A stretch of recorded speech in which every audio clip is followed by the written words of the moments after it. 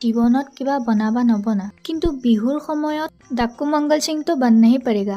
C এইটো মোৰ room হয়নে নদীৰ মাজত হোৱা বালিৰ ডুম? বাৰু এইবিলাক কথা বাদ দিয়া, এতিয়া আৰু বহুত কাম আছে কাৰণ আজি গৰু বিহু। সেইকাৰণে এতিয়া মই লাগি আছো গৰু নোওৱাৰ বস্তুবিলাক যা যোগাৰ কৰা। সকলোলৈকে মোৰ ফালৰ পৰা ৰঙালী বিহুৰ শুভেচ্ছা থাকিল। এয়া হৈছে মাটিমাহ আৰু বাকীবিলাক মায়ে কৰি আছে। আজি মেইন কেৰেক্টাৰ কেইটা হৈছে এইকেইটা আৰু বছে বনাই আছে নতুন কাপোৰ, মানে নতুন ৰছীৰে বান্ধিব লাগে যে। আমিওতো বিহুত নতুন কাপোৰ পিন্ধো, সেইকাৰণে ৰছীডালক নতুন কাপোৰ বুলিয়ে কৈ থলো। চাৰিওফালে এনেকুৱা গান বাজিছে, কাৰ ঘৰত কি গান বাজিছে একো ধৰিব পৰা নাই, সেইকাৰণে মই নাচি দিছো আৰু অকণমান বেলেগৰ ঘৰত লগোৱা গানতে। ইফালে মায়ে নোওৱা আৰম্ভ কৰি দিলে। চাৰিওফালে গৰু ধোৱা মাহল এটা চলি আছে। তাৰ মাজত এই দুটাকনো কি লাগে নাজানো আৰু। এফালে পিতাশ্ৰীয়েও ধুৱাই দিলে আৰু মই পাওঁতেই সৰু পোৱালিটোক ঠিকছে উৰাই ঘূৰাই সানি লৈছো।